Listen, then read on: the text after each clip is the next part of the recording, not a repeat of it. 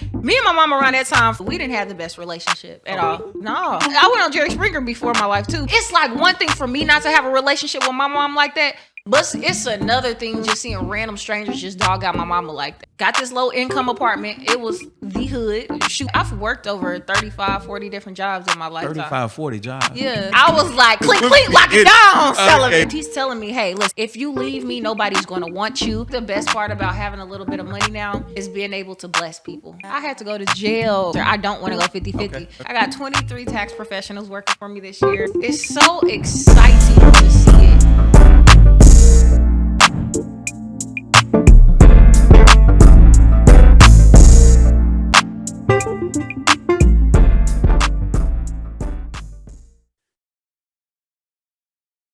Come on, kick it off. Okay. Say your thing. Okay. Hey guys, it's your girl LQ with LQ Financial Group, the group chat. This is group chat, what, 4? Yeah, I think so. Yeah, 4. We got to start having us like a tab thing or something. Yeah. For our recordings. It's really 5, but 4 didn't go right. And then we had So just keep going. I don't know if It's 4. Is it? It's 4. Y'all should keep some of this. I'm keeping all of this. I'm keeping all of this. No, you're not. Yeah, it's 4. Okay, guys. Welcome to the group chat number 4. And we have our girl Icelynn on our show. Hamilton, girl. Yeah. I don't even know Icelynn. It's all good. Think about my whole mind. Blank. I know her last name. I'm thinking. You done forgot her name and Her last name. I just. What is one hell of a show? Hamilton. Hey, this is some people we met 3 or 4 hours ago, man. She do you know? Do you call me by my last name? I don't. Exactly. I don't. But just because everybody see it on the screen, everybody only see Big Ice or Icelynn on. That's true. We don't never call her. Okay, all right. That's true. I'm just saying. That's a good point. So anyway. So we got Icelynn. What's up, though? What's up, bro? What's up, though? All right. What up, though? So Icelynn is a big force in Texas. Yes, sir. The big tax Yes, work. sir. Right. Financial life. All right. And how long you been doing that? I've been doing taxes for 6, going on 7 years now. Yep. Really? Mm-hmm. So you're a tax expert? I like to say I'm a tax professional, tax expert. I just do tax. Hey, y'all just be you know making what I'm up saying? names. Ain't nobody making up names. Well, you know what? I take that back. Some people really do be making up stuff, but me, like for real, I really live what I say I live. Y'all tax professionals. Absolutely. Tax advisors, tax. I don't know what y'all be. Well, hey, you gonna find out. Find out today. So where you from? So I'm from Kansas City, Missouri. I've been here. Yeah. Missouri. I like to say home of them Chiefs. Okay. Home of them Chiefs, And it's a difference between Missouri and Kansas. So you gotta If a little thing in Kansas City, if you would have said, "Oh, so you from Kansas?" because you are from Kansas City, that would have been offensive to me. So I'm from Missouri. Yes. So I got a whole bunch of friends who just happen to be from Kansas City. Okay. And that's how I got familiar with the difference. And I know from both sides, and they completely different people. Yeah. They're not remotely the same. Okay. Yeah, I'm the Missouri side. You know Funny Marco? Yeah. He from he from Missouri too. Oh, okay. Yeah. Okay. Kansas City, Missouri. Yeah. See, on the other side, they got some gentlemen of leisure. I say. Okay. Kansas City side people, they a little aggressive too. A little bit. Yeah. A little the Kansas side, rather. The Kansas side. No. Missouri side, I say, look, they're a little bit more. They next to St. Louis. You know what I'm saying? Okay. So that's where the killers at. I don't want to say. I love it. All right. I'm not an advocate for violence though. Stop the violence at home. Stop the violence. I was trying to pat around it, but it's one side a little bit more aggressive, the other side kind of a little bit more laid back. Yeah. So you from the aggressive side? Yeah. Okay, so you from the fighter side, so we're gonna be on our P's and and make sure we ain't have it. Make sure we ain't have it. But you saying protect your family. I'm right? just saying. Okay. I may or may not have that thing on me. You know? I'm just playing. Tell her about your childhood. Man, so we going in strong. Okay, we gonna tell your whole life story. Okay, You gotta tell the people. Yeah, I will. So I'm from Kansas City, Missouri. I say growing up, I was always like, I showed leadership traits. I ain't trying to like talk all highly of myself, but at the same time, let me pop myself. Exactly. Okay. So I've always showed leadership. So I remember in first grade, I used to get myself ready for school with my alarm clock. My sister, she was more so like the mama of the house because my mama, she worked 3 different jobs at one point of my life. She had 4 kids, single mother, so holding it down.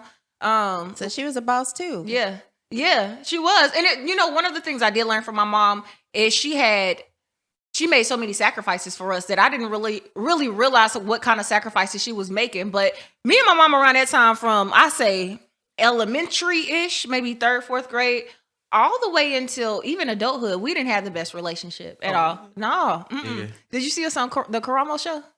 We had went viral. On what show? It was like Karamo show. Karamo. It's a TV show. It's down there with Maury, Jerry Springer. Okay. This was recent. You went on like show? I went on Jerry Springer before my life too, but I'm talking about the recent one. I went on it this year. You went on Jerry Springer too? A long time ago. Okay. What? Yeah. Okay. Wait a minute. So dig in. Wait a minute. So you and your mom went on a TV show about your relationship? Yes. Well, my mom and then my sisters, because she was just trying to make, I don't want to use the words make it right, but she was just trying to figure out like, how can we solve this and become closer? Like, I want you guys to talk to me. Yeah. And she decided to call it a TV show. And I'm thinking like, that TV show, from the way it was described, the producers called us, they like, we gonna fly you out. It's more like a counseling session, just live, but we really try to help people. We pay for counseling afterwards. Yeah. I thought it was a good idea at the time. Wow. Yeah, I'm surprised. Yeah, I'm surprised you ain't seen it. It was everywhere. I may have seen it and not known it. Yeah, no, you would have known it said Icelynn Hamilton. Oh, I'm gonna pull up a clip in it. I'm gonna pull up a clip and put it up. Yeah, I was just like, it didn't go the way I expected. In fact, me and my mom, we became more distant after the show.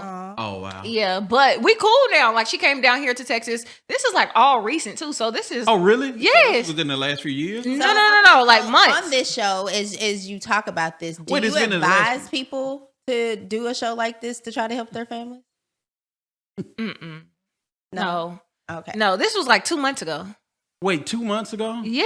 So this video is like viral right now? Yeah. Well, on TikTok, some guy reposted it. And it's like one thing for me not to have a relationship with my mom like that. But it's another thing just seeing random strangers just dog out my mama like that. Like, oh, wow. Like, no, me and her. Like, what are y'all doing? Like, so what was y'all conflict growing up? So I went on national TV. And I just kind of how I just told y'all when you said, how was y'all upbringing? I said my upbringing was the same. She always had to work, which she did. But see, my mom, she had my sister at 17, had me at 18, had my brother at 19. Yeah. I didn't know at the time that her childhood she had, but anyways, my mama had a lot of boyfriends. So I said on national TV. The national TV. Jesus.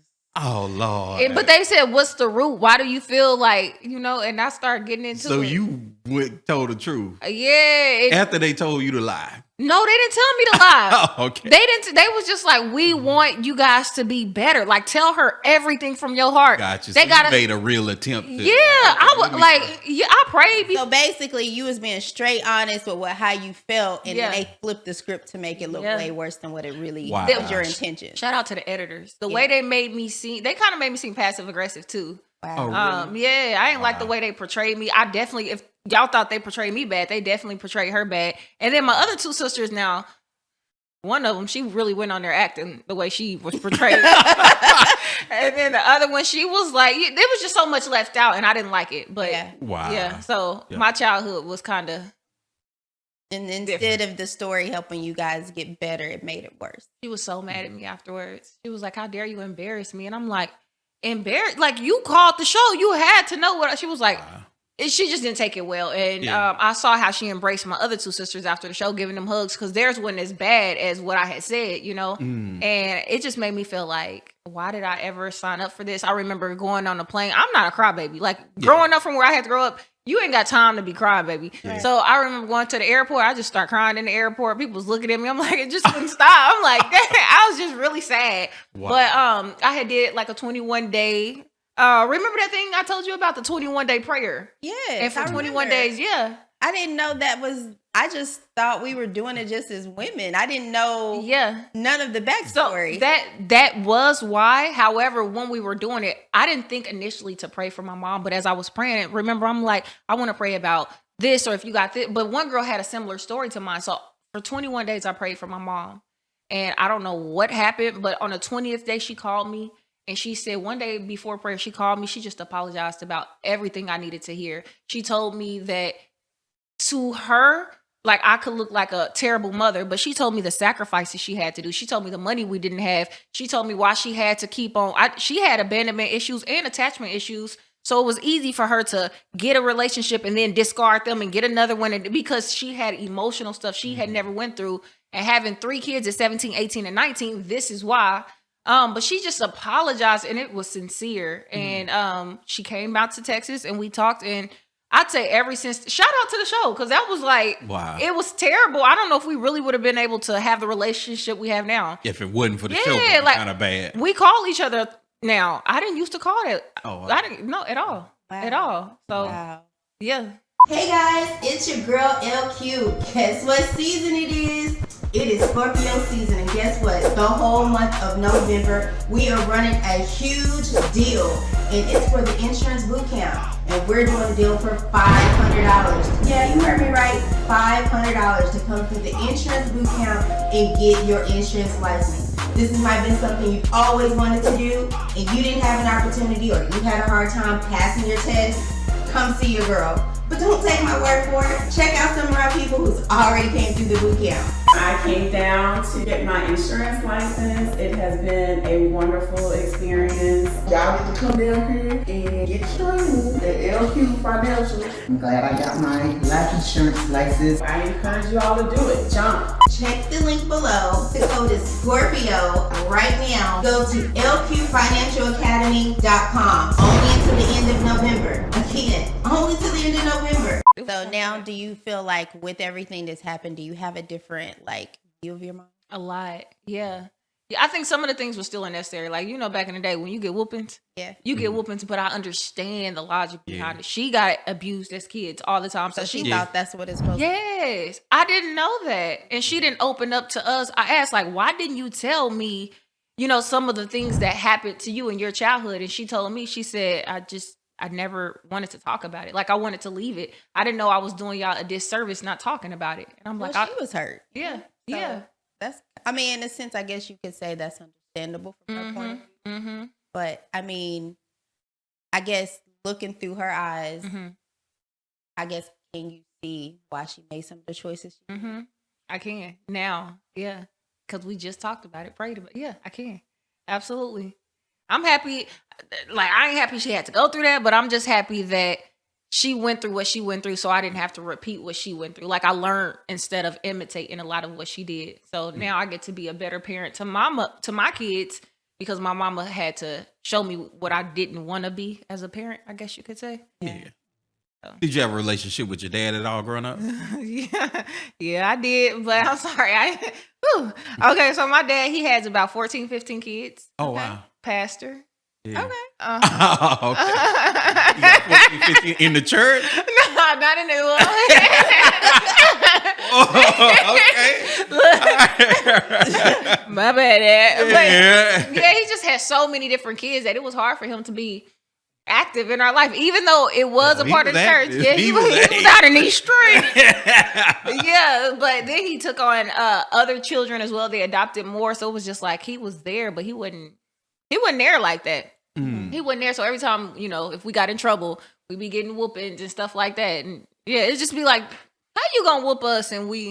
But he did try to do the best. He did bring all the children together sometimes, bring us over his house, because he had a nice house. Yeah. And let us get to know each other. So he did the best I think he could have done. Under the circumstances. Yeah, because you got a lot of kids. It's hard to entertain everybody. He from the Kansas City side. Yeah, he Missouri. No. Oh, he from the other side? Okay. Missouri side, yeah. Okay. Yeah. A little aggressive pastor. Yeah. Oh, you like? Is he still a pastor today? No, he's not a pastor today. He's retired. Everybody got a pass. Everybody got a pass. Yeah, I'm just gonna stop right there. But yeah, he's not a pastor as of today. Okay, I got you. I'm sorry. No, you all right. You good. You But good. yeah, so fast forwarding. So now that you know who your parents are, and you growing up, and now Icelynn's in her 20s. Yeah. Living her adult life. Oh man. So I had my son. So now we kind of getting around into the time. I just got out of high school, and I'm sad because the guy that I'm with now, I knew he wasn't gonna be no forever type of situation, but I cheated on my forever boyfriend and my junior boyfriend. He was a good man to me in junior. He was in high school, but still. Anyways, so if you yeah, I really felt like I loved him. I feel like when kids say that they are in love, you might want to take it with like serious because to them that's what love is. Yeah. And that's who he was to me. Anyway, so I get with this guy, cheated on my junior forever with this guy. I knew we weren't gonna be together for a long time, but he really, really, really liked me. So I remember after graduation, we got it in and got pregnant that night, and I had a full track scholarship.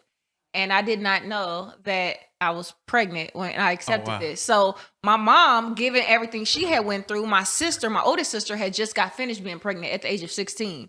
Lost her baby. Right when she was supposed to deliver, she lost her baby. So my mom and her head is like, I can't let you go to college. No, I need to be right there with you. Yeah. And I'm like, no. I'm going to college. Like, I'm going. And he's like, I want you to have my baby. So my son came. So I never went to college. Ever. I was devastated too because I was just like, were you a big track star? Yes. Really? I had several offers. So was it something that maybe even after you had the baby, did you still have the opportunity to go? At this point, I had to like work real life because his father showed me in my pregnancy, like, I'm gonna have to take care of this baby myself. My mama didn't have money like that. Oh wow. So now I have a baby that I have to take care of. Dude, he got other women pregnant during my pregnancy. It was just a terrible pregnancy. So me and my mom, we still got this toxic relationship, but I'm leaving at her house. It was just such a dark place for me. And I would work. One point of my pregnancy, I was working 3 jobs. So I'm working 3 jobs, saving up. I finally saved up for a car to get back and forth to work because I'm catching buses, I'm walking, whatever. I remember thinking like something has got to change. This cannot be my life forever. And I remember it was my very first summer. So all my life I had been to school. This is my first summer being an adult. And I got to go work. And I'm like, damn, they don't get summers off in the real world. Like, where's the summers off? I remember just thinking to myself, I can't do this for the rest of my life. Yeah. So more jobs, still broke. The more I worked, I realized I just couldn't see. And then I would look around. I see older people there and I'd ask them, hey, how do you like this? They hated work. So at that point of my life, I feel like it was God showing me like, yeah, I created you for better. You need to. So anyways, in my 20s, I'd say, had my son, got this low income apartment. It was the hood, shooting all the time. Car still is the Missouri side. Yeah. That's a different type of hood. Yeah, it is. It's still in cars. It was just not a good place to live at. So anyways, did that. But let me kind of connect it to the Dallas story. So I remember being 24 years old. I'm working at Quick Trip. Found out that they donuts. I don't want to say nothing that's going to get, me in trouble with Quick Trip, but found out they donuts, the way they make them, cause my skin to break out. Not even eating them, just touching it. So you were working at Quick Trip? Yeah, at the warehouse distribution. Was it your first job or no? What type of jobs were you having? What? I've worked over 35, 40 different jobs in my lifetime. 35, 40 jobs? Yeah. What was your first job? Sonic. Mine Yeah. too. Really? Yeah. Oh, can you skate? No. Okay. No, I couldn't either. Wait, you was skating in the My aunt was the manager is how I got to get my job. And I got my job early before I was able to actually. For real? Because my aunt was the manager. Did you ever steal tips? Oh, me neither. Wow, you No, I didn't. I mean, not the tips. Like, oh God. All right. I see why you had 35, 40 jobs. That's so funny. No. What was happening with the jobs? You were getting fired? No, I only got fired from like 2 or 3. One you could just quit? Yeah, I mean, it was like, I feel like now I got ADD. Well, I don't want to say it, but I think I got it. I think I've always had it. Yeah. I think I've always had it, but it would be like I get antsy, like call center jobs, because they would pay good money. But the more I would sit, I just kind of get antsy. So I start, walking around, taking extra breaks. Taking, coming in late, figuring out. Not really cared about the job. Yeah, and then I quit before I knew they was going to fire me. Yeah. So, as soon as the word got around, you might be getting fired. So you did fast food, call centers, what else? Yeah. Fast food, call centers, servers, warehouse. You worked in a warehouse? Yeah. What, driving forklift? No. You got your forklift license? No. I was making like things for airplane wings and stuff like that. It was a nice you doing warehouse. some high tech stuff. Yeah, it wasn't that high tech. You I should have wouldn't saw the trust paper. no Yeah, that you worked on. You should have saw the people who was trading. On your shit. I did. I did. I went to lunch and never came back. Yeah. That plane flying right now with that part you were working I really hope not. I really hope not. Oh, no. But they had to go through like different type of layers to make sure they could actually put it in place. So they will identify if something was wrong with it. Okay. Right. We're gonna pray about that. At least they verified it. Yeah. That's a plus. Yeah. They went through several different things for security. But let's see. And then my last job I ever worked I was a manager at a call center, which transferred me down here. Oh, okay. To Texas. Okay. Oh, so that's what transferred you. So got in a call center. Yep. Call center for who? What type of call center? I was working at a government job. Really? So yeah. So at the government, you getting good jobs and quitting them? No. That was the best job I ever had in my life. Oh, okay. Yeah. Okay. So when I got this job, I was making $24 an hour. This is 6-7 years ago. Mm-hmm. To make $24 an hour 6-7 years ago ain't the same $24 it is today. Yeah, right. So I told myself when I went in, it was a brand new job with a brand new contract that the government had gave for VAs. Mm-hmm. I came in, I told myself instantly, damn, they hiring for supervisors, managers. I knew that, and trainers. I knew that I was going to be I wasn't going to slack off at this job because I saw opportunity. They need me now. So I became so good, and the things I wasn't good at, I made myself have so much confidence that you would have believed what I said. Right. But I would always go make sure it was right. And even if I was wrong, I'd come back like, I'm so sorry. So I told you most of it right, but let me correct myself. And they would just be like, damn, this girl is good. Mm-hmm. Right. They hired me or they promoted me. But then the government closed the job down. There was too many fights inside the job. And they were fighting at the job? Yeah. Kansas City, y'all. KC. Yeah. They were doing everything inside the job. I had never worked at no place like that. Wow. But they closed down the job. It was at the time, I want to say 1,000 to 2,000 agents closed it down. The site manager pulled me to the side. She said, you got two options. I see so much into you as well. Mm-hmm. She said, either you are about to get laid off and you got to find you another job, or you are about to move to Texas. So she looked out for you. Yeah, she did. And did y'all have a relationship leading up to that? She just kept saying I reminded her of herself. Wow. She was like, the biggest thing she told me I'm going to, and I never forget those words. The biggest thing she told me I'm going to struggle with was being a people pleaser. She said, you got to start being firm. You got to start being like, put your foot down because they don't respect you. Yeah. And that was so hard for me to do. That's wow. Cool. So she noticed all your potential. Yeah. She noticed your hard drive. Yeah. Shout out to her. Yeah. Shout out to her. Her name was Jocelyn, Miss Jocelyn. I still Shout talk out to to this Miss day. Jocelyn. Yeah. Shout out to Miss Jocelyn. She changed my life. You still talk to her in communication with her? She keeps up with me. I wrote to her a couple of times, but I haven't heard from her in years. I probably need to check my inbox. You should. Yeah. I always tell her thank you. Like when I made my first $50,000, I cried. Yeah. And I was just like, thank you, Miss Jocelyn. Thank you. Yeah. So that's awesome. Yeah. So that's how I got to the Texas thing. Awesome. Hey, it's your girl LQ at LQ Financial Group. That's right. Right now, we are looking to gain more team members. So we are looking to get more tax professionals. If you've ever been wanting to get into the financial space of taxes, well, here's your opportunity. And we're bringing on 5 more agents. That's right, 5 agents. Is that you? We are bringing on board people right now. That's right, you're going to get the proper training, proper grooming, and definitely with one of the greatest companies in the DFW. If you've been looking for a company to be a part of and become a tax professional, hey, we're the ones you want to come on board with. We want to get you set up so that we can get you set for class. That's right, let's get you trained to become a tax professional with LQ Financial Group. So let's get you registered right now. Go to lqfinancialgroupacademy.com so that we can get you set for class right now. Right now. Go right now to lqfinancialacademy.com. So now that you've made it to Texas, what happens next. Okay. Ooh, this is so good. All right. So now I'm in Texas. My dad. So first, let me back up a little bit. At that job, a random lady. We kind of thought she was a little off a little bit because she talked like with her eyes real big. She came up to me. Like an eyeball. Yeah. So she came up to me. She said, "You're about to move." She said, and I'm not, because I was supposed to be getting evicted. So I was like, "Well, I know that." She said, No.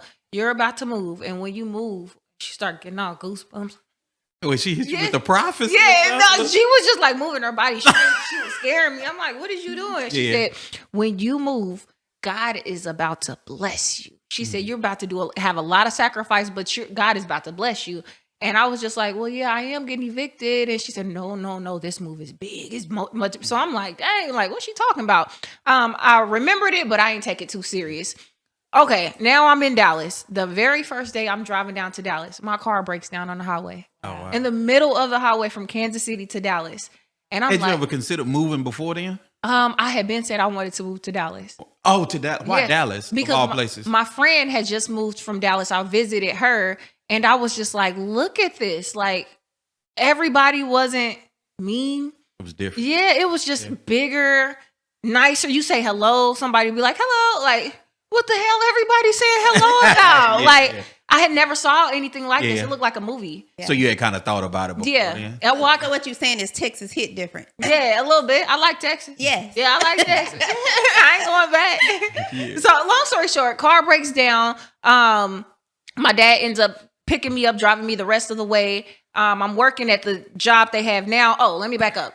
Start talking to my now baby daddy, get pregnant, and he happens to do taxes.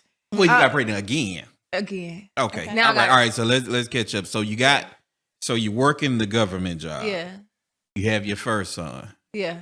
All right. Yeah. I had him. Yeah, I had him before the government job. Okay, you had him Yeah. before the government job. Yeah. So when you get to the government job, you Yeah. already have him. Yeah. You're working to take care of him. Yeah. Job goes to shut down. Yeah. Lady says, "Hey, you got to move to Dallas." Yeah. Or get fired and Yeah. keep doing the same thing you're doing. You decide to move to Texas. Yeah. And somewhere in between this, you meet another guy. Yeah. All right. What's this guy? Okay. This guy, my friend was working for him at his tax office. And this is in Kansas City, you mean? No, this year. Oh, you made him in Dallas. Now my car breaks now down. you're here. Yeah. Your car done broke down. Your dad brings you the rest of the way. Yeah. You hear your staff. Where are you living at when you first get here? With my friend. Okay, with my your friend and her parents. We're all sleeping on a futon.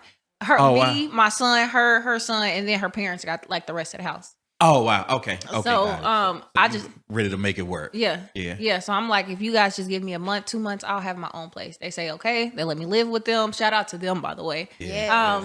So they let me live with them. Now my friend, she's working at this tax office, kind of on and off. But she described this guy like, I think you might like my manager. I'm like, the manager. So she described him. I'm like, well, let me just happen to pick you up from work. Y'all done plotted on the man. Yeah. And like she made me like all look good and stuff. She was like, yeah, he gonna like you too. I'm like, okay. So anyway, so we go in there and immediately he's not there because he's handling the client. So the person my friend was working with, the person my friend was working with, he had to keep asking my child's father all the answers. And I'm like, well, I don't want him doing my taxes. If he got to ask him, like, I would just want him right off bat. Yeah. But he was unavailable. Anyways, me and a friend, we go back up there. Dude, he like asked me for my number, get my number. And yeah, it was history. It was. Yeah, we broke up after that. But yeah. Right after that? So the story get crazy, man. All right. We'll go to the crazy part. Oh, we want the crazy Okay. Okay. So I'm pregnant. Now this is the thing. I ain't never told this story, so I'm about to, Okay. So this is exclusive. Come on. So I get pregnant the first time.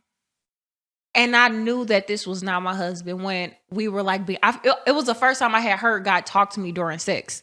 So it scares me.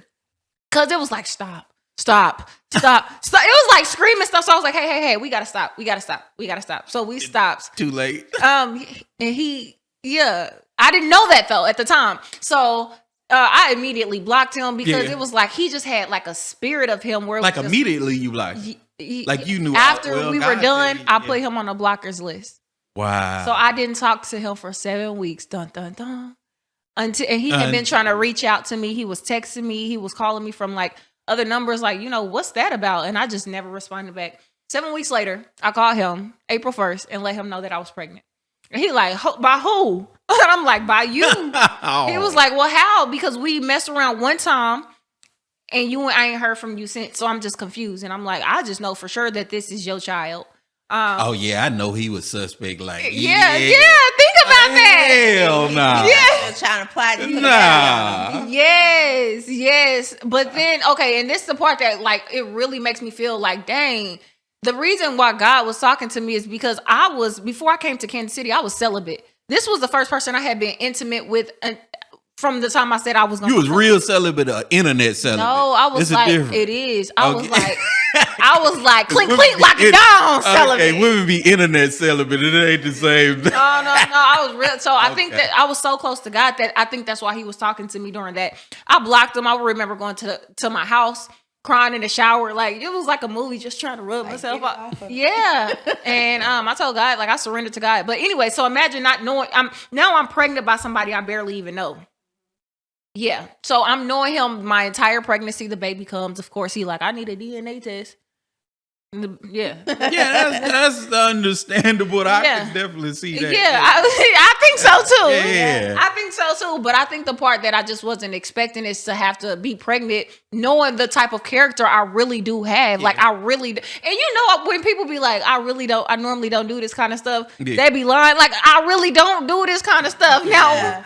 Like dang. So help me. But the time that you do. Yes. Like dang. So anyways, now I'm pregnant and, contemplated having an abortion, but it didn't work out because it was the last day I could have the abortion. We had an argument. He told me if I don't go in, then he told me he's not going in with me. And I'm like, well, if you don't go in, we about to have a kid. So can you just come in? Like, just be there for me. I don't have family here. He said no. Wow. That's how my daughter came about. Wow. Yeah, interesting story. Yeah. So let's fast forward this story. My bad. Yeah. So do y'all have a relationship now? No, we don't. Oh, you don't have a relationship. So but that's not why. So during raising my daughter, getting to know each other, we decided like we kind of cool for each other. So we dated each other. I really liked him. He really liked me. But I didn't know. I've always said like I want a man who makes 6 figures, 7 figures, and blah. He was all of that. He's smart, intellectual, intelligent. However, when you are asking for a man like that, you got to make sure like y'all have what you asked for. Yeah, men like that got so many different opportunities and options. Like you are not, and he would constantly remind me like it was a privilege to be with someone of him and like him. Yeah, I got cheated on most of the pregnancy with everybody because he had when you got money, everybody wants you, and it was just like, so for throwing this of that, yes, he looks this type of way. Yes, so, the car and all it, like, yes. So, I'm more depressed than I ever have been in my life. And around this time, I'm getting evicted from the place that I had moved in to, and I moved in with my best friend. So me and my best friend, we back at the same place now. She got her own place now. So this couple years later. And as this is happening, me and my best friend, we ended up getting evicted. We don't have money. It was either 2 options: go back to Kansas City or become an entrepreneur. Me and him were still together. We were just kind of having a lot of toxic moments in our relationships. I got pregnant again. So now this is my 3rd kid, and it just became like a nightmare because now I'm feeling trapped. He's telling me, hey, listen, if you leave me, nobody's going to want you. If you leave me, you got 3 kids now. If you leave me, I taught you how to do taxes, but you really don't know how to do it by yourself. Like, because I would call him about everything. And he's trained other people who's made 6 figures. So I'm believing the lies he's telling me. Yeah. And I remember I went to counseling. I just was like, I just want to try something. And I went to counseling for 1.5 years. And she helped me. So you worked for him? No. He showed me how to. Oh, he just showed you how to do the tax. Yeah. So that's how you started getting into the tax game. He showed you how. Yeah. What were you just doing it on your own? Or? No. So at this time, I'm evicted. So he put me in my own apartment. He paid up the rent, and he showed me. He said, if you have if you're ambitious, then this will work for you. He said, you have nothing to lose. And I believed that I didn't have anything to lose. I'm like, just show me whatever I need to do. I'll do it. So he put me in an apartment. My first year, he helped me and showed me everything. He worked kind of hand in hand with me. And I achieved all the goals I said I was going to achieve that first year. Yeah. So he was still able to be there for you, even though he wasn't there the way you wanted him to be. Yes. I shout out to him, because had we not went through all of that, he wouldn't have showed me taxes. I probably would have had to move back home. And and he made me a beast into taxes. Yeah, he really did. Yeah, that's awesome.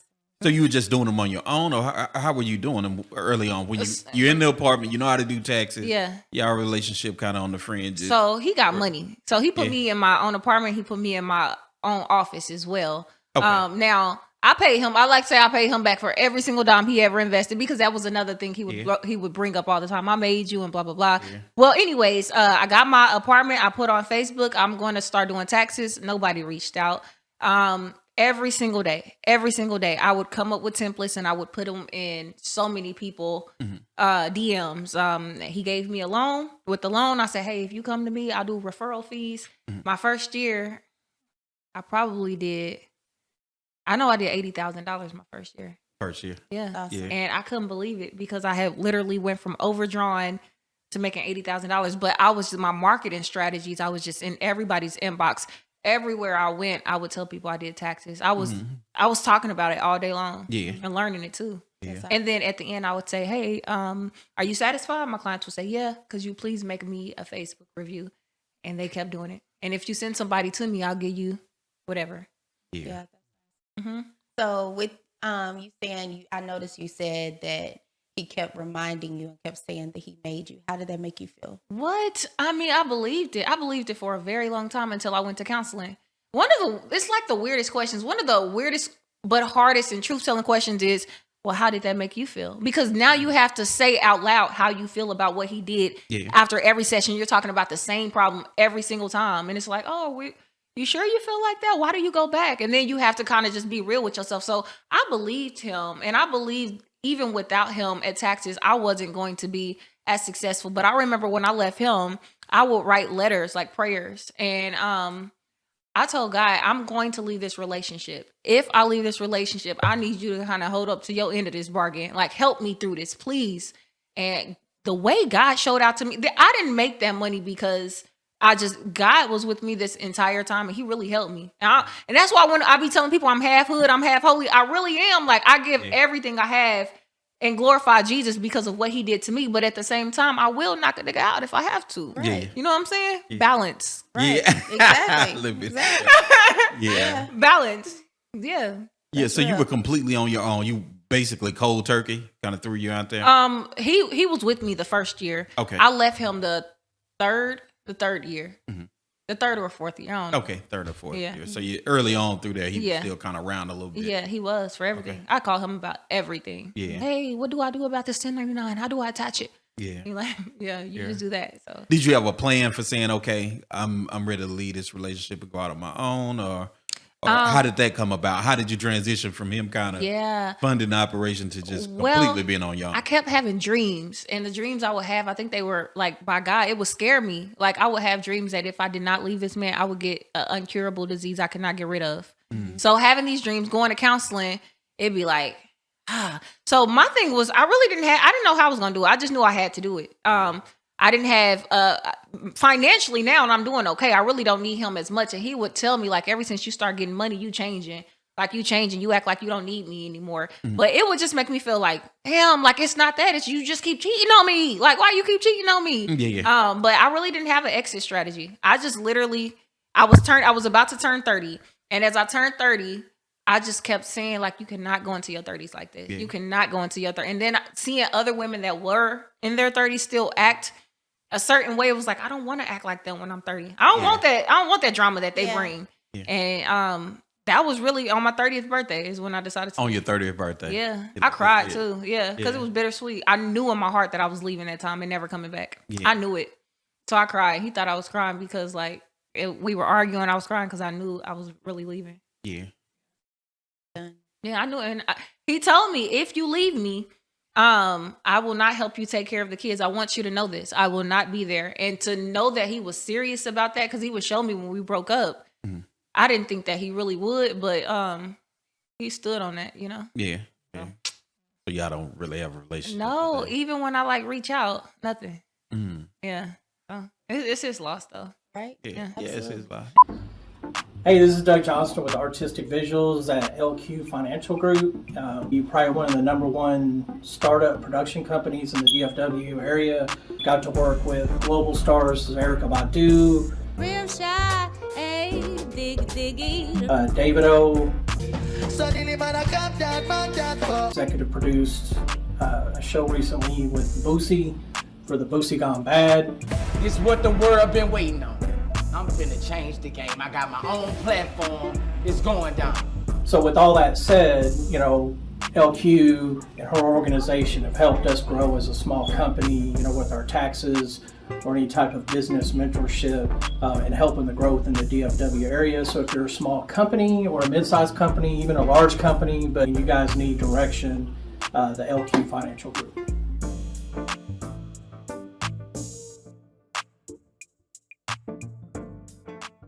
So fast forwarding. So now that, you know, you all Big Ice by yourself, doing your thing, you know, running your business. Tell me, you know, what these last years have been like. I'm still single. Hey. But I'm still single. For the longest I have. How Big Ice? A number 555. It goes down in the deep. No, so I say these years, it's almost scary how much I really enjoy being by myself. I don't know if people are supposed to enjoy it as much as I enjoy it, because sometimes it makes me feel like, will I ever get my person because I enjoy this too much? Like it's cool being single. And I'm just talking about like having somebody. For years I had to argue every single day, ask to go to this place and have arguments about going to a friend's birthday party. But I am at a place now, I believe, that I'm ready to date. Maybe I'll try to start dating after tax season, but I don't put myself. Like why would I do it during tax season? That's not a good way to get to know somebody. So right now I'm just enjoying life. I get to travel. I get to be with my kids. I get to just be myself right now. So I'm really embracing this season. Yeah, and I get to take his number, and then his number, and then his number. And it ain't nothing wrong with it. Right. It ain't nothing wrong with it. I like it. That's dope. I do. So tell everybody about your spiritual journey going through all of this. Oh, okay. Well, for the longest, I've always known God, just because of who my dad was. So I would say I knew him. But there was a point, especially when I got down here, like when you're going through that stuff, you getting pregnant by a man you barely even know because the one time you decided that I want to be curious, I'd say I was disappointed at God. Like for all the good stuff I did for you, how could you dare do this to me? And then my childhood, like, what did I do to deserve this? You know, I remember being a kid and I literally used to say, God, I know, you know, mothers are great, but why did you give me her as a mother? That would be my prayer. So I felt a little angry towards God, but I just always enjoyed just praying and talking to God, even though I was kind of a little mad at him. But I'd say when I decided, it would be increments. So I remember one time my sister invited me to go to church. I hadn't been in a while. And that period where I talked about I was celibate, I gave everything to God because I was broke and I was poor. And right before I got that government job, a man came up to me because I used all of my gas to get to church during Bible study. A man came up to me. He was like, I don't know why, but he gave me $10 and I had just enough gas to get back home. And I was just like, hey, God, so you see me, huh? Like you see me. And it just really reminded me like he saw me. Yeah. So when I came down here and I had been doing serving and giving my money and giving my time and praising God and just really surrendering to him the first time I get pregnant, now I'm like, so you don't like me. You do like me. You don't like me. You know, like make it make sense to me. And when I saw God bless me, like I'm talking about me and him really had a really good conversation. And everything I wrote on my affirmations list, my manifestation list, he literally started doing it for me. He started doing it for me. And as a kid, I've always been like really good with energy. So I call it energy. So whatever, I call it just being, what is the word? When you can kind of prophetic, not even prophetic, just pretty much how you can sense somebody. Somebody, yeah. Okay, so anyways, I've always had that. I've always had dreams, but to see God just kind of show out for me was like, wow. So when I started writing things on there, only nobody he could do, it just was like, okay, yeah. And now I'm at a point where it's just like, you just got to trust him. Like, you got to trust him. Even though you want to maybe be outside, right? You know, I like being outside. Right. But yeah, and I also realized I can't be too over the top, because at first I think going into church, where I messed up was I ain't a such thing as too much church, but I think of too much of anything could be bad. I would find myself often judging people like, dang, why they talk like that? Like, dang, why they turn up? Dang, why? I found myself coming from a place like that. But now I feel like since I've been on the road, it's like you have to have that type of balance. You know, so I'm cool with God now. He cool. I don't see myself getting into him with it. You don't feel like getting into God?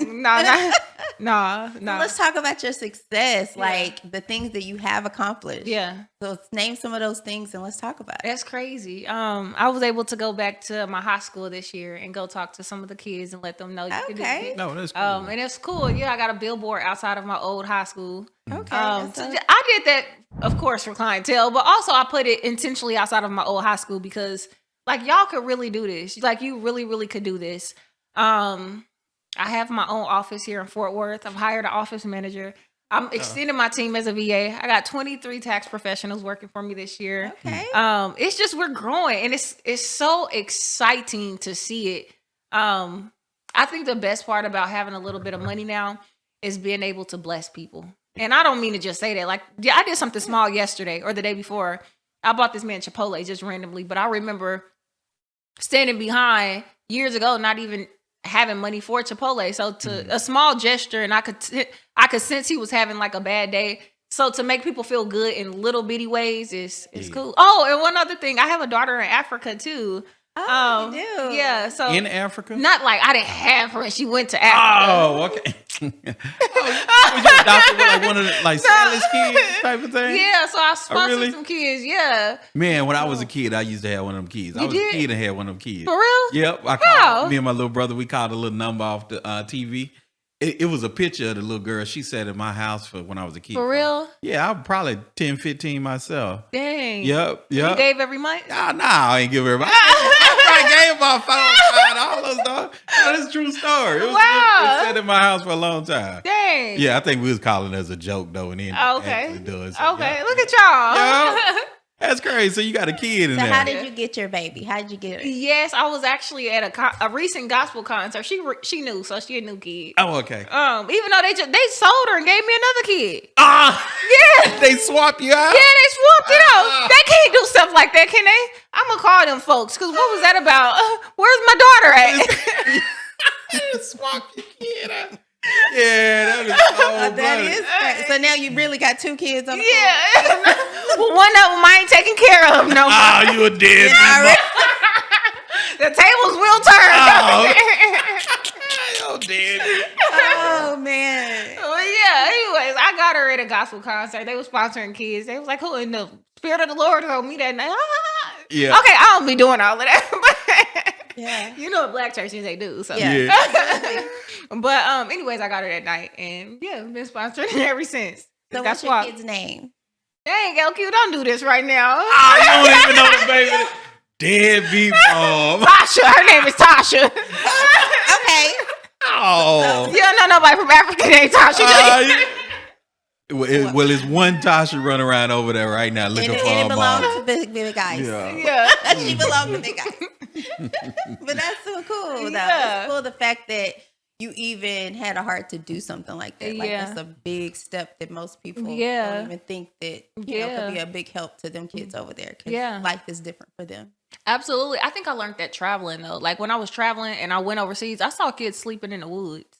And I'm like, it was horses in the woods, too. And I know if it's horses and stuff, there had to be snakes. I ain't seen no snakes. But it just made me realize, like, I am so blessed to live in the United States of America. Now, don't get me wrong. This ain't like the best place to raise a family, in my opinion. Right. But I'm so fortunate and blessed to live here in this country, because there's other countries where people are fighting for the things we take advantage of. And I didn't know that for real. I mean, you hear those stories, but when you really get to sit down and you sit with like Mexicans or Africans or Chinese people and say, why did you come here? The opportunities we have here is just, it's crazy. So, yeah. But yeah, so I guess now that you do know, like, from the different cultures and stuff like that, I guess if Iceland was to pick her own culture, what would it be? Wow, that's so funny you asked that. I'm moving to Africa. Really? Yeah, I really am. So this summer, me and my kids, we're going to go to maybe 3 or 4 parts of Africa. Right now, I know it's going to be Ghana. I'm not moving to Nigeria, but we got to go check out Nigerian Legos. And then I'm trying to figure out the other 2. I was thinking about Mali or whatever, but we're going for 3 months over there to figure out where we're going to live at. But that's cool. Now, we ain't moving into about 2 or 3 years, and I am going to have dual citizenship because if something pop off, I'll be back in the States. Okay. Okay. So you going to reunite with the baby over there? Yeah. With your child? Tasha! You going to reunite. That's cool. Yeah. What made you think of that? I love Africans. I think I'm gonna marry African. Yeah, I love Africans. I love the culture. I love the way they treat each other. I love that. I don't know. I could really go into. I love the food. I know you like the food. Yeah, you was disappointed when we went out there. Yeah. Where's the igusi at? But I just really love that it's truly a village. Like if I went out there, yes, I'm by myself, but no, I'm really not by myself. They take care of each other in a way where it's just unimaginable. The neighbors helping with your kid, like what? So I just want my kids to experience like peace. I feel like we don't have peace so much in the United States. Not so much of it. So do you feel like when you do go over there, do you feel like they're going to accept you as the same? Yes, I think that's they talk about that being a thing with us being Black Americans and stuff versus actual Africans. Yes. Do you feel like that'd be a diversity for you? Oh my gosh. So I think that to me is, I don't want to say a contradiction, but that's one of the biggest myths that I think I hear. I am in like a networking group with people from America who's moved to Africa. So I get to kind of talk to them about how it is. And they're like, no, it's not like from what they believe is like you came back home. Like you didn't even have to come and visit or just come, but you can't, and they embrace it. Yeah. Like, wow, you were free and you decided to come back here. So I don't know. So from my feedback, that's why I gotta go check out the scene. Right. Everybody gotta do their research. Yeah. But at the end of the day. Because I fight. Right? But you only won. Yeah, you're right. You are only one. Well, I'm gonna have to call goons. I bring the goons. All of Kansas City gonna stand up. Kansas City, I need y'all in Africa right now. Yeah, but so what does your business look like now? Right now, so you're based out of Fort Worth. I have my office is in Fort Worth. Okay. I am. Sorry, I kind of had a brain freeze. I am a one-person show. However, I'm not a one-person show. In my office, it's only one of me in there. I am hiring an office manager. I already have 2 VAs, and then I have 23 tax pros, but we're all virtual. And that's why I really, really, really like it. So my business right now is certainly growing. We're in 32 different states. Oh, cool. It's just growing. It's just growing so fast. Yeah. That's awesome. Yeah. That's good. And what's the name of the company? Preferred Wealth Financial. Okay. All right. Preferred Wealth. Sound important. You know what I'm saying? It sound all important. Yes, I got to get on the radio station too, so that was fun. Yeah. Okay. Oh, really? For a commercial or something? K104. Oh, really? Yeah. Oh, what did you do on there? Like an interview? Yeah. Oh, okay. That's cool. I was on there with Dee Dee. Shout out to her. Shout out Dee Dee. Yeah. Yeah. Cool. Yeah. Awesome. So where are you going on there to talk about your business? Okay. So I had met Dee Dee at this. It was some network thing she had. We ended up talking. I won some contest, and they was like, "Hey, would you like to be on the radio?" Yeah. I sure would. And can I talk about Preferred Wealth? They said absolutely. So that's all we talked about. Yeah. So you say you have 23 people who work for you, and so those people are in those different states. Most of them. I have 4 people in different states. Most of my people are in Kansas City, Dallas. Then we got Chicago and Florida. So you're mentoring people now. Okay. And how does that go? What do you like about that? Wow. It's like, I really genuinely want to see people win and to see people who are still on fire. Because, when you're starting, you're on fire. So to see people on fire about changing their lives, on fire about legitimately doing taxes, it makes me feel good. And then feeling like I'm really making a difference in these people's lives, How did you get your first person? They solicited me. It was like, hey. Really? Yeah. Now, by this time in Kansas City, it ain't real big. But once everybody is putting my name in a status saying, hey, go get your taxes done by her. At some point, people in my inbox, hey, can you teach me? What do you do? How can you do it? And so many people kept reaching out to me. Why? Were you nervous to take on your first person? I was, because I had hired a mentor. I had very great expectations, and I felt like I had to learn from the beginning. So it was just like nervous because my mentor kind of dropped the ball. Now I'm out here in the water. Like, what do I do? But wow. So you hired a mentor to help you, and they dropped the ball on mentoring you when you supposed to be mentoring somebody else. Wow. That is so you had scary. to wing it. Yeah. How did it go? The first season, I got their feedback because I'm like, at the end of the tax season, please tell me how did I do? How did I do? One person the first time? Oh. How many? I did 13. Well, 14. you had 13 people your first year mentor. Yeah. Wow. Yeah. Yeah. They were like just coming out like, hey, but I had put something on Facebook saying, if you want me to show you how to do taxes, inbox me. And so many people inboxed me, but so many people weren't serious about the initial fee that they had to pay for mentorship. Yeah. But it was scary for me. I didn't expect all of that. Yeah. And then when my mentor just was like, yeah. Yeah. Have at it. Yeah. I'm just like, this is not real right now. Yeah. This is not real, but did they ever show back up or they just disappeared? Well, the mentorship was only for 6 weeks. So after the 6 weeks, they said, hey, do you have any questions for me? At the time, I didn't even, some questions you don't know that you're going to have until you get into the situation. Yeah. So I'm like, no, but as far as like how to actually operate and work with the team, I didn't get taught that. So I'm free balling it like, hey, we're going to do, but luckily I did a great job. Yeah. Because I had other people to call who had experience in it. So you had other mentors. Yeah. Well, friends, mentors, who kind of knew what was going on. Absolutely. Gotcha. And I'm so thankful for them. Yeah. All right, what's up, y'all? We got here today. He just came in for the insurance agent boot camp. So how you feeling today, man? I feel good. I'm real confident in everything you guys are doing, and I really appreciate you for just getting me through the process and getting me through this course, because y'all made it very simple for me. All right, where you from? I'm from Conroe, Texas, just north of Houston. What's your actual industry that you're in right now? Financial industry, deal with taxes, plus now life insurance, credit restoration, and at some point we're going to get into doing funding and finance. Oh, you got all the money. Yes, sir. You got all the money? I'm trying to get Oh man, I should be down. I should have asked you about the money. You got all the money. Cool. So you're just looking to expand and kind of branch out a little bit. That's good. Well, we appreciate you coming down. Yep. Good luck on everything, all your future ventures. All right. 13 people. Yeah. Now you got 23. Yeah. What's your next plans? What's your next phase? My goal is to strictly do business taxes. So within the next 2 years, I want to transition from personal taxes to doing business taxes. But I also would like to be the sole owner. I don't want to keep working in my business. I want to like back away, have my business operate without me being there, and do like I have a podcast show as well. So I would love to do that full term, and not have to do anything else on the side. That's how I generate because that's my passion. That's something I really, really want to do. But back up out my tax business sell it. One of the two. Or sell it. Yeah. And what would, if you sold it tomorrow, what would you do the next day? I'll probably get back to work. Well, I'll definitely take a vacation. But knowing me and the person I am, I just feel like it's so much inside of me. I know that I'm getting back to work. I don't know what I'm gonna do. But get back to work. Yeah.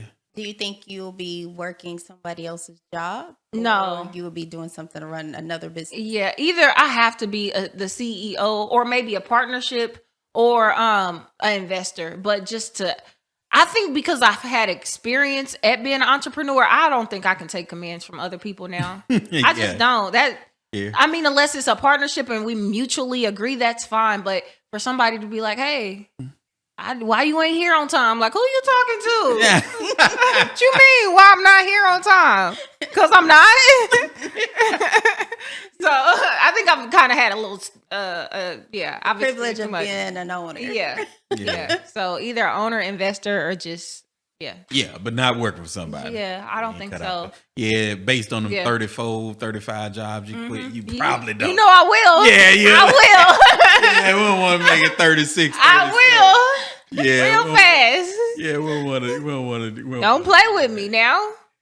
Right. So what would be like a big tip that you would leave to someone who would be trying to get into this business or in the organization? Yeah, as far as taxes? Yes. I'd say be careful who you hire. Like really, really, really do your research. Ask as many questions. Go to as many networking events as you can. And most of all, believe in yourself. Like even everybody doesn't have the luxury of saying, my first year, I never went back to work. But no matter if it's 10 clients or 20 or 50 or 100, keep going and keep educating yourself. I also would say be very cautious of who you give your energy and your time to in business and even friendships, because you just need to protect yourself at all costs. Yeah. And keep going. Like, keep going and put God first. Yeah. And your God ain't got to be my God, but you just need a God to put first, you know? Yeah. Right. Have you had some problems with hiring and something or bad business dealings? Okay. Last year, well, I have a VA that's been working for me. Amazing. Yeah. This year, I've been contemplating. Explain what a VA is for the people. Oh, okay. Also. So a VA is a virtual assistant. She is like my right hand man. She make the show go round. She does everything for me. So your VA could be different from what my VA is, but as far as data entry, marketing, responding back to comments, that's what she does. That's what your virtual assistant. So as far as hiring, I have the VA. I'm getting my office manager. One of the things I'm kind of conflicted with right now is I have somebody, and I know she's a good person, but she's my cousin. I was just about to say, you ever had family members work for you? I don't know if I can do that. And I did have family members work for me before. It's helpful, and you feel like you're really doing your family member a service or a favor, but I just don't know about that. You don't know about that? Yeah. Because initially you're hiring people based on your relationship, not necessarily their skill set. Mm-hmm. And I know you probably also did it on the lines of, hey, this is family. Let's grow the family. Let's get you where you need to be. Yes. I think that's tough because they have different expectations and they don't treat you how they would treat their real manager. Like they could be like, you wouldn't say that to your real manager. Right? Or if you would, then you wouldn't be working there too long. You wouldn't be working there. But it's like, I don't want to have too much of leniency, with the people that I decide to hire as family. Right. And sometimes you have to kind of put that, nip it in the butt right in the beginning. Like, hey, we might be related, but when you working, we ain't no related. Yeah. Has your family been supportive of your journey? At the beginning, then when you really start making money and people really see that you making money, it can make people feel some type of way because they think that when you make money, a lot of people, I'm not even just specifically talking about my family, but when people think that you're making a certain amount of money, they think you are like obligated to give them money. Like if you say, no, I don't want to help you pay rent. No, I don't want to help you with your water bill. No, because I don't have to, because I see that when I say yes, you keep coming and coming and coming. So when you start putting up these boundaries on yourself, you see people change. And then they say you change because you're not doing what you used to do. So I think for me, it's a lot of people who say a lot of things that I strongly disagree with or who don't even like me. You should see some of the inboxes I get sometimes. That's funny. Like y'all just take the time out y'all day to just write strangers and say crazy stuff like that. Oh, wow. I always be getting those inboxes. I see them. Oh, really? I block them though. So why do y'all do that? What's wrong? Like, what's too much time? Yeah. That's all they got time for. That's why they mad right now. Because that's all they got time for is mess. Yeah, we got just we going two different places in life. I'm not even going to entertain it. But I say now my family, they're supportive. Definitely supportive now. I think they just had to come around to it a little bit. Come around to it. Yeah. So. Have you ran into some... No, go ahead. Oh, and to gain more respect for you. Yeah. So that, because you basically created those boundaries. Yes. Yeah, a lot of people didn't respect me at first. Remember I told you that I had the supervisor told me my problem would be people pleasing. So it was something I didn't even know. She noticed. Yeah. I didn't know that I struggled with that until I noticed that I struggled with that. It took me to go to counseling to be like, dang, I really have a hard time saying no. I don't like saying no now, but I don't have a hard time saying no anymore. Change your perspective. You see why you got to say no. Yeah, you have to, or you're going to get played the long way. So. What type of other obstacles have you ran into during your journey? Getting it to where you are now. Yeah, because I know it wasn't easy. I know, transitioning from your children's father, going out on your own. What types of obstacles have you ran in? Since then? So my first tax season, when I remember I talked about he put me in an apartment, I had nothing, all of that. So I was riding on bad tax, no insurance. My car was just like a hot box. And I kept getting pulled over for the same thing. car that broke down? Yeah. You got it fixed. Yeah. But see, when I moved out here, I took the tracker off the car. Oh, it had a payment tracker. Yeah, I took the tracker off the car. When I took the tracker off the car, it was like, now I owe these people or it can get repoed too. Yeah. I didn't have the money to pay the people. I didn't want to just be out here. You needed the car. Yeah, do it's what you got to do. Give me that car. I need this more than you know. So, long story short, so that car was a big hot box. I didn't have the money to pay what the police kept pulling me over to pay. Finally, they just got tired of it. And they took me to jail during tax season, peak season. Really? I had to go to jail. Behind a repo car? They said, because at this point, they kept giving me warnings.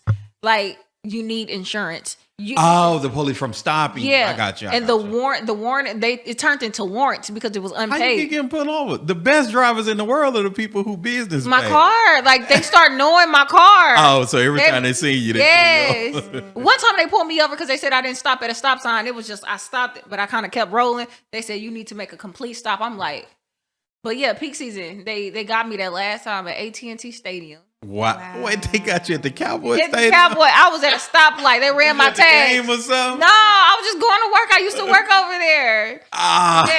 Yeah, they got me. Oh, I just remember how that felt. It was just like, yo, please don't do this right now. He said, I'm looking. You've had so many warnings. At this point, you don't want to pay it. You're not going to pay it. And I was just like, please, sir, please. I said, hands behind your back. You in the car. Yes, yes. And I remember, now I'm in tax season. No car. Yeah. I had my clients because I'm still new. They think I ran off with their information. They calling, ain't nobody answering. Wow. People start making statuses like, has anybody heard from Icelynn? I sent through all my tax information. You trying to get this all together. Yes. I'm just like, all right, how is this happening right now? Yeah. Like, so I think that was one of the biggest obstacles. Secondly, I was pregnant working during COVID. But it was, peak season as well for taxes. So I'm pregnant. I'm going through all of this toxic stuff during the relationship. And when I say toxic, I mean like toxic. I was pulling up to his house like, what's up? Like, who in here and who want to get it? And I was just a mess. I really was a mess. But anyways, so going through that to having the doctors tell me, hey, you need to either chill out or this is putting your baby's life in jeopardy. Your stress level. Yeah. They kept telling me it was too high. And then COVID at that. So now the other kids staying home. I'm like, oh my gosh. I think just my personal life was just it was just crazy. It was out of order. And that was really, really an obstacle. I would say as far as business, feeling like, I think in taxes, you never know everything. So feeling like I didn't have anybody to really call at first. That's why I started going to networking events and stuff. Yeah. That was hard because when he took away his access from me, it was like, who do I ask? So meeting people. Who were some of the first people that you met? I had went to this conference. It was ABTP conference. ABTP. Okay. Yeah. LaShonda. Yeah. Okay. Yeah. So that's when you start to meet different people. Yeah. And when I started meeting those people, that's where we met at. And I started meeting people and just creating relationships with them. And I mean, some of these relationships has been like lifelong relationships since then. That's cool. Yep. Yep. Cool. So yeah, just getting out there. Yeah. And has that been beneficial towards your journey? Knowing people who will kind of... Absolutely. Because if I have a question, I can call LQ or even like just take it out of taxes. Everybody does different things. So you might do taxes, but something else on the side. Yeah. And then just getting my name even out here in these Dallas streets is just like from all a networking event. And then you get invited to this one, and then you meet this person and this person. And you just never know who somebody could be in the room. Yeah. So talk about your family now, your boys. Yeah. Boys, you got a girl also, right? Yeah. Your daughter? Yeah. I got two girls and one boy. 2 girls and 1 boy. Yeah. And the boys first, right? Yeah. Son first. Okay. Yeah. So we got Darion. That's my son. He's 12, about to be 13. Okay. I can definitely tell he going into his teenager years. Yeah. I ain't know teenager years was like this though. Like, what is going on? Have they taken after like your entrepreneurial spirit or? Yes, Darion especially. He owns 2 businesses. So I have a podcast thing, like I was telling you. Yeah. He edits everything. He puts everything together. Him and my VA work very. Shout out the podcast too. So, what? I'm gonna link it in there. So Icelynn Inspires. Icelynn inspired. Yeah. I'm gonna put a link to it there so they'll be able to get to it. Yeah. So he helps me with that part of it. He also was just on another podcast show as well. Oh, wow. Yeah, because he has a company, a grass company, a landscaping company. Oh, really? Yeah. That's cool. And he had people working for him there. Some other kids on the neighborhood was cutting people grass. Kids pay attention, and that's important. It seems like everybody we interview, their kids, from watching them, they look at stuff. And the kids have stuff going on. So you have kids that are, steps way ahead of you from when you were a kid. Yes. Yeah. Like now he knows about credit because I was doing credit for a little bit. So he'd be like, "You need no credit repair." He's like, "You need to watch your utilization, mom." What? Yeah. 12-year-old talking about Watch your utilization. Boy, okay, thank you. That's good. But and then my other two girls, I have a 3-year-old and a 6-year-old that's about to be 7. They pretty good kids. Yeah. They be in their own lane. I like them. Nothing wrong with that. Yeah. Nothing wrong with that. That's cool. They make me feel happy. Yeah, that's cool. Kids are important. Kids are give you a second chance at trying to get it right.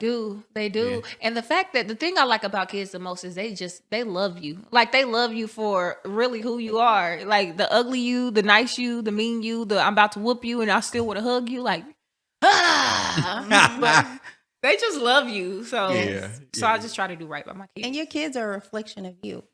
So to me, that's even awesome because you talked about your son having his own business. So that's a reflection of mine. Yeah. So shout out to Big Ice. Yeah. You ready?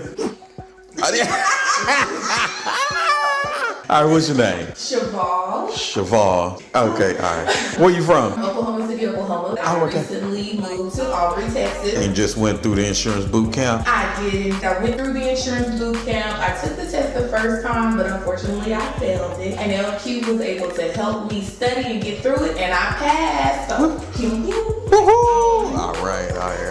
So what you do for a living? I'm also a part of the tax preparer. So if you want to become a tax professional, hit up LQ. We're working on a new L and the Q. We'll get that. Okay. You got a hand signature coming for. Show us the hand signature we got. LQ, power to the people. All right, cool. So what you do for a living? I own a med spa. Oh, you doing them BBLs over there? I do. I make it go from a L to a big old B. Well, cool. Well, we appreciate you coming in today. Thank you for having me. All right, good and luck. Again, hit her up. All right, so going on now. We know you're going to Africa. Kind of what's the next phase? Where you going from here? What's the game plan between here and there? What's next? Honestly, I'm just gonna let it happen naturally. I do know my goal financially is to hit 7 figures very, very soon. Yeah. As far as my personal life, I think I'm gonna meet my person. This is the second time you tried to get a date on the show. You know what I'm saying? All right. I'm gonna link your social media.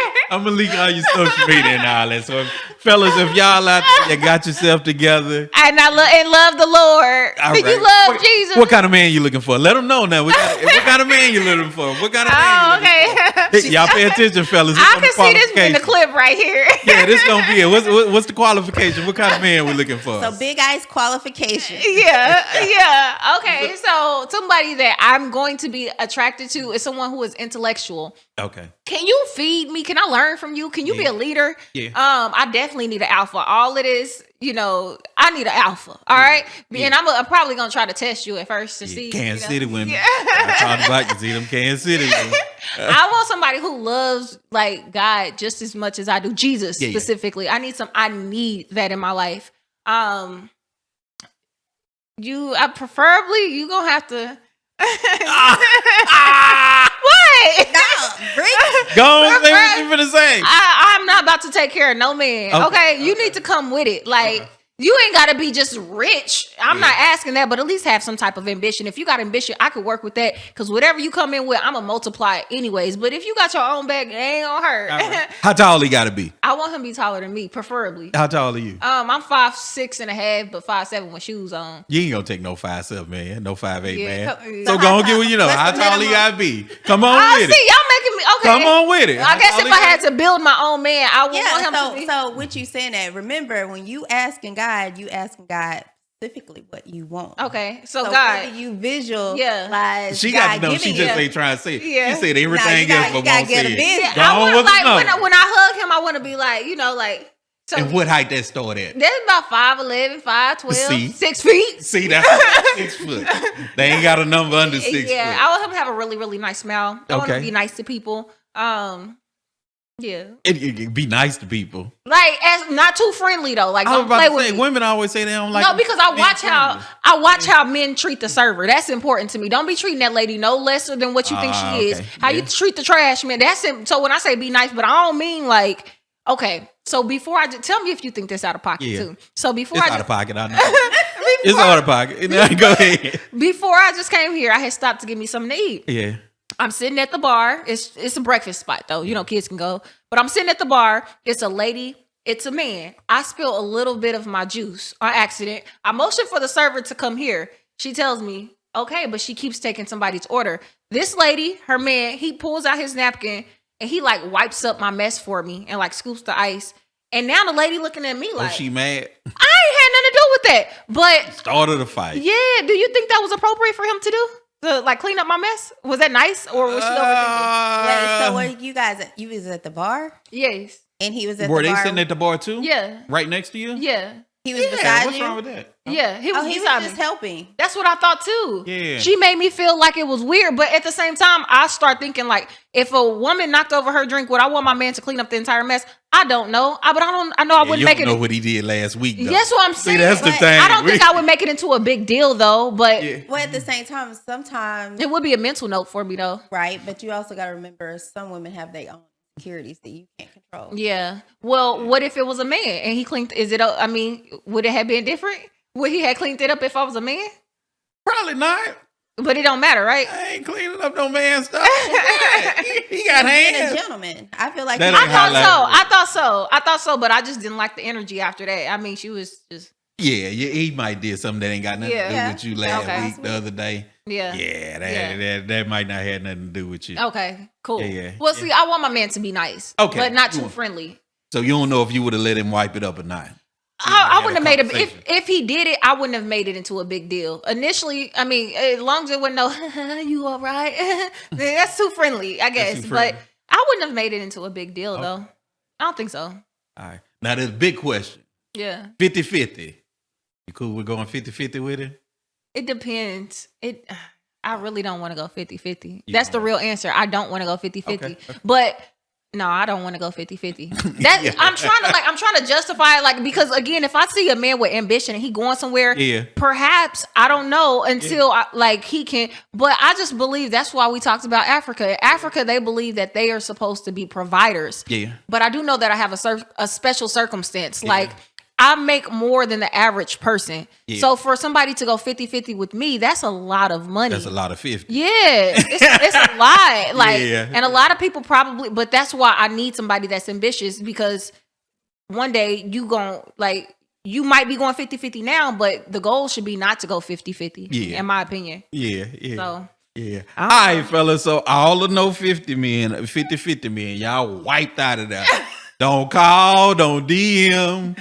If you're not 6 foot tall, no, I ain't say it like that. If you 5'11", you can get away with some healing. You got some snake skin boots. She might look, but other than that, you out of there. Snake skin. Yeah. You out of there. Do he need to know how to dress, or are you gonna dress him? No, he don't have to know how to dress. I'll dress him. Oh, okay. Yeah, because sometimes I can't dress like that. But we're gonna be to a point where maybe we could just hire some people to help us dress. Like, see that's ambition right there. Yeah. But so y'all know what to do, fella. Y'all know what to do. Hit the DM. Hit the contact. Mm-hmm. Big eyes. Yeah, and don't be like know how to commit to one woman. I think that's hard in today's society. It's hard because of availability. Mm-hmm. Yeah. And females just throw themselves. At least that's what's been my experience with high income earners or whatever you want to say. But I don't know. Would you rather city working man, good trash man, good solid trash man who love you to death, who not stepping out nowhere? No. Oh, you don't. I mean, so you gonna take that as part of the package? Yeah, I mean, I guess for me, does this man have ambition? Can I get him out of trying to take out the trash? Because what you gonna do when you're 60 or 70 years old? Can we go into like invest or something like that? What if he worship the ground you walk on? I don't think I could be content with that. So your love is dependent on how much money a man. I don't think so. Oh, it sounds no, like it. I don't think so. I don't like think so. Like I feel like that. Like that's something.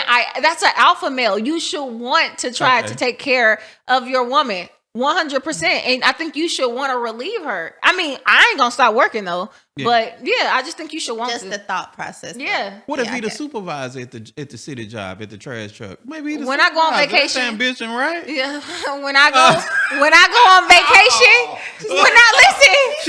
go on vacation. Oh, I could just see this clip going by. When I go on vacation, I don't want to be like, go ask your supervisor if you could take off. What did they say? No. Oh man. This city worker get 30 days a year off. When you can't go for 30 days. I don't want that. You don't want you that. want him to be an entrepreneur. Preferably. So you need to ask God for him to be an entrepreneur. See, you have to remember I said it. Yeah. He needs to have some type of freedom. What if I like Africa? Could he not go there with me because he had to go back to work? He got 30 days. Good city job working. I say 3 months though. Well, you say that. So tell me this. What if this guy has all the ambitions? He got to run his own business, 7 figures. He everything you asked for, but he got a criminal record and he can't go to Africa. He can't get a passport. That's fine. That's cool fine. with that? I'm good. I'm just still gonna go by myself though. You gonna lead him? No, I'm not gonna go as long, but just because he can't go. All right, fellas, ain't too many. For the 3 guys who left watching this, who I think I qualify. Don't do that. Yeah, for the 3 guys who are left, y'all keep on listening. Yeah.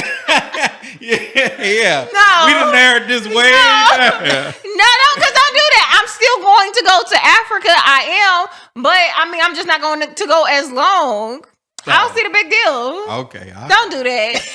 Don't do that. So your 90 days went into 30 days? I mean, because I got to get back home to Jerome. I don't know. No, I'm just joking. So you put them on probation when you first meet? They on make sure they act right, make sure they good?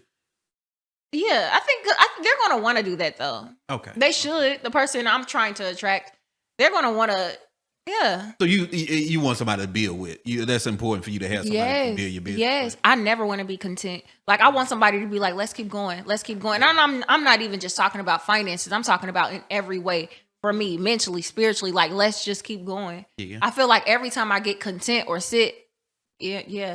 Mm-hmm. Yeah. So. Yeah. So for the 3 people that's still out there.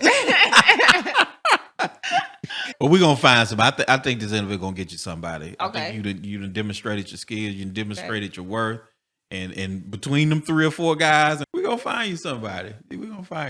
Thank you. Do you think that's unreasonable of what I'm asking for? No, I don't think it's I think what you have to weigh is the availability of what you're asking for. I mean, a lot of people have that same criteria, but you're talking about less than 5-10% of men that are available out there. That's not already married. That's not already. Yeah, and a good portion of those are already going to be in a situation. So you end up in a situation like you said before where, you got that man, but you kind of splitting it down the middle with the 3 other women who want that individual. So, it's kind of a catch 22. But it's somebody out there for everybody. I believe it. So do you think you would settle if you didn't find yourself that there's a chance that you would settle for something what make it settling? Like when you say it depends on what area. Nah. It's not settling if you got a good trash man. That man worship the grind you walk on. Well, she already said no to the trash man. But he a good man. She shouldn't. He's not content. He's not content. I mean, I'm sorry. He's content. He's content. He's just happy. So then I'm going to have to take care of him. I am eventually. Some good benefits. Come on, man. Some good benefits. No. Man, them city benefits go. Good railroad worker. I don't want a railroad worker. See, this why y'all women miss out. All these criteria. So basically, you're not settling for less. Like you either gonna get what you want or you gonna continue staying. Unless God come to me and be like, "This your husband," then future future cat lady. That get you some future cat lady. So yeah, your kids are gonna I hope not. I really hope not. But I mean, maybe at this period of my life, this is my list for now. perhaps they'll adjust. I really don't see them adjusting like that. I just can't envision me taking care of. I just can't. You're right. I just can't. You got the right dad. Right. Yeah, you got the right. And there's nothing wrong with it at all. But meanwhile, you done call a cat lady, so your kid's gonna be grown out the house, and it's gonna be cats. you traveling with them cats. I don't even like cats. No cats either. Okay, dogs. I'll get you a couple of dogs in. Dog lady. I got a dog, but he cool. So it wasn't your ideal to get the dog? No. I don't really like animals like that, but my son really likes the dog. Oh. All right. Yeah. Fish lady. You said fish lady. Squirrel. Goldfish lady. Yeah, get you a goldfish. That's too funny. Right. So what would you like to leave your message, like your main message you would like to leave for the people on this podcast for them to know about you and the message you want to leave to inspire them? Okay. I would just say no matter what circumstance that you are in with life right now, you really can change your life. It don't matter how bad it is, how messed up it is, how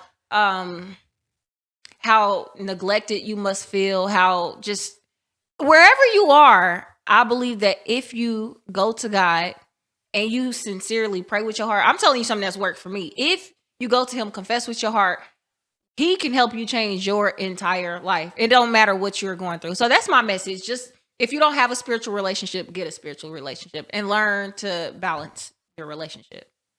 That's my message. I stand on that. Yeah. And how can people get in contact with you? They can go to my Facebook. It's Icelynn Hamilton. Instagram, Icelynn Hamilton. TikTok, Icelynn Hamilton or Inspires. Okay. Yeah, and inbox me. Cool. All right. We'll put all that information. Thank you. Yeah. All right, y'all. This was the group chat. Woo-hoo. Woo, woo, woo. Another one down. We did it. Yay.